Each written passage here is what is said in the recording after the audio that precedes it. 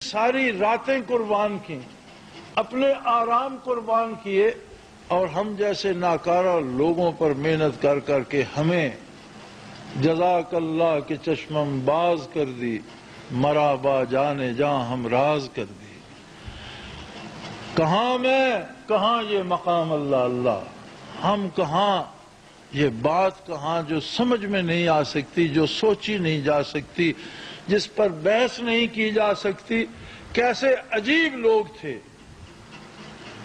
کہ جنہوں نے صدیوں کے فاصلے پاٹ کر مدتوں کو آگے سے ہٹا کر اللہ کے بندوں کو واصل باللہ اور واصل بارگاہ رسالت میں کر دیا۔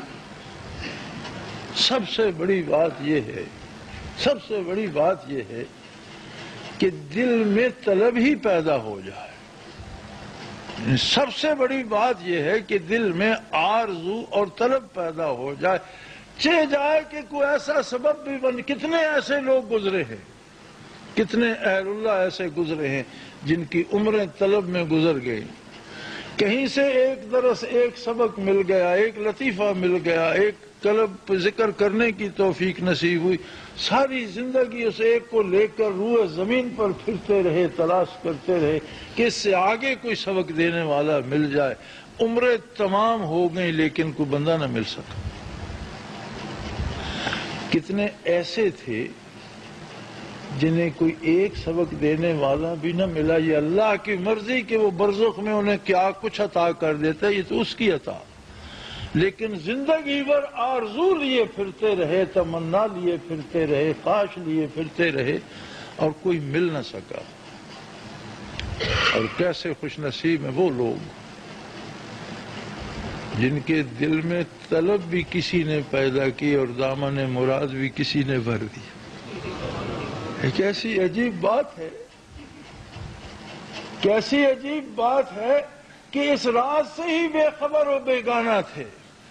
کتنے ایسے لوگ ہیں جن کی راتیں قلبوں میں بسر ہوتی تھی، کتنے ایسے لوگ ہیں جن کے دل فحاشی کی نظر ہو جاتے تھے، کتنے ایسے لوگ ہیں جو مختلف نشوں کے عادی تھے، کتنے ایسے لوگ ہیں جن کی راتیں سنماؤں میں گزر جاتی تھی۔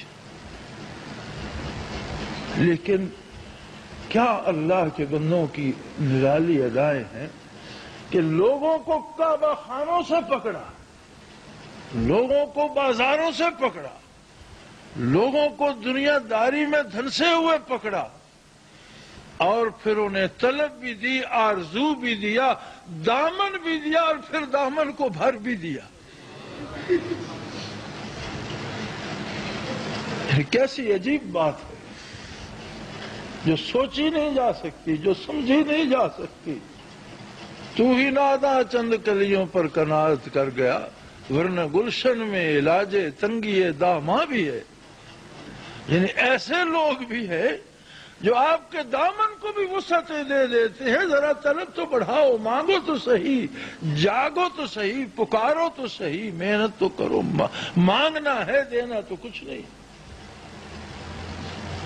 لینے کے لیے اٹھنا ہے، کچھ دینے کے لیے نہیں۔ حاصل کرنے کے لیے جانا ہے، کچھ دینے کے لیے نہیں، کچھ قربان کرنے کے لیے نہیں۔ تو کیسے عجیب لوگ ہیں۔ اب ہماری آزمائش، ہمارا امتحان یہ ہے کہ اس معاشرے میں، اس ماحول میں شیطانی اقدار کتنی پھلتی پھولتی ہیں، اور اس کے مقابلے میں سنت کی اشاعت ہم کس قدر کر پاتے ہیں۔ ہماری آزمائش یہ نہیں ہے کہ کس کے مراقبات کتنے ہیں، ہماری آزمائش یہ نہیں ہے کہ کس کا منصب کیا ہے۔ روز حشر اگر کسی کو وہ اعلیٰ سے اعلیٰ منصب مفت میں عطا کر دے تو کوئی اس کی دست رحمت کو پکڑے گا؟ کسی بڑے سے بڑے صاحب منصب کی کسی ایک بات پر وہ فرما دے کہ میں تیرے سارے مناصب ضبط کرتا ہوں، یہ کیوں کہا تھا، تو کوئی اس کے دست غضب کو روک سکے گا؟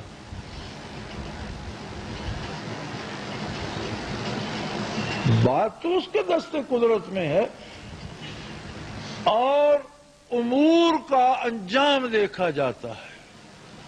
انما الاعمال بالخواتیم، کام تو ہوتے رہتے ہیں، دیکھنا یہ ہوتا ہے کہ اس کا نتیجہ کیا ہے، اس کا خاتمہ کیسا ہوا، اور خاتمے کا پتہ روز حشر چلے گا کہ کس کا منصب کیا ہے اور کس کا مقام کیا ہے، کون کس جگہ کھڑا ہے، اس کا فیصلہ اللہ کی بارگاہ میں ہوگا۔ ہم اس کا حق شکر کس طرح ادا کر سکتے ہیں؟ اس طرح ادا کر سکتے ہیں کہ عبادات اور تعلق باللہ کے معاملے میں کمر بستہ رہیں، جتنی بساط ہے، ممکن ہے، جتنا مقدور ہے اللہ کی عبادت کریں اور اس کا شکر ادا کرتے رہیں۔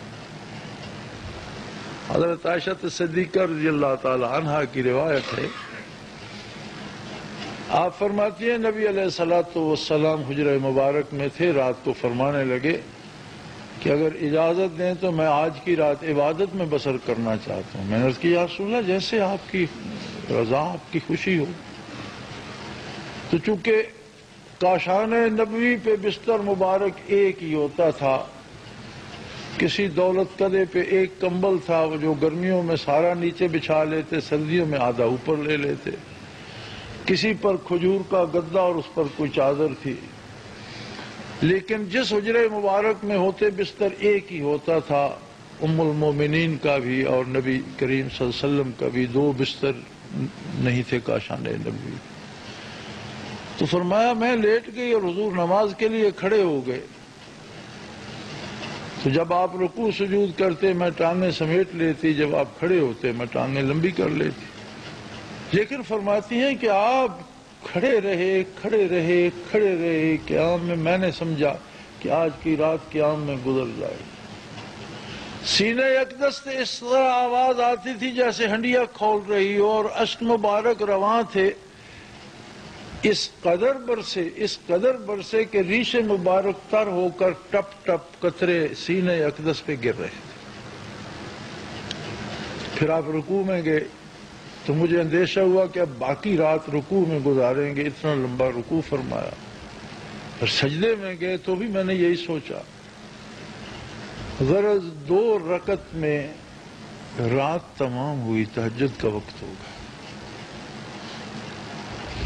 قدوم مبارک سوج گئے، متورم ہو گئے۔ جب آپ فارغ ہوئے تو آپ فرماتی ہیں میں نے عرض کی یا رسول اللہ دنیا کو آپ کی شفاعت کی امید ہے، روئے زمین کی ساری امتیں، انبیاء، صلحاء، نیک اور گناہگار مسلمان سب ہی آپ کی شفاعت کے امیدوار ہیں۔ لوگ آپ کے طفیل اللہ کی بخشش چاہیں گے اور آپ اتنی مشقت فرما رہے ہیں۔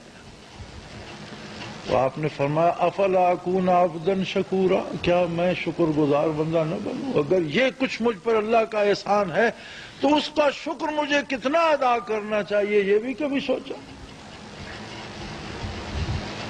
سو ادائے شکر کا طریقہ یہ ہے کہ عبادات میں عزیمت کو اختیار کیا جائے اور ممکن حد تک اللہ کی عبادت بر وقت صحیح طریقے سے، وضو سے لے کر نماز تک اور تلاوت سے لے کر تسبیح تک اپنے اوقات پہ ادا کرنے کی پوری کوشش کی جائے۔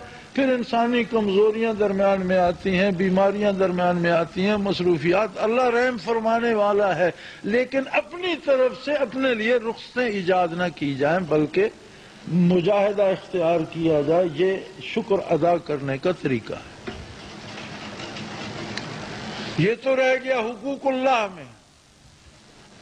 جب معاملہ حقوق العباد پہ آتا ہے تو اس میں یہ فرض عائد ہوتا ہے، شکر ادا کرنے کا طریقہ یہ ہے کہ ہم اللہ کی مخلوق کے لیے اللہ کا دیا ہوا طرز حیات منتخب کریں اور چاہیں تلاش کریں اور اس کے لیے قربانیاں دیں۔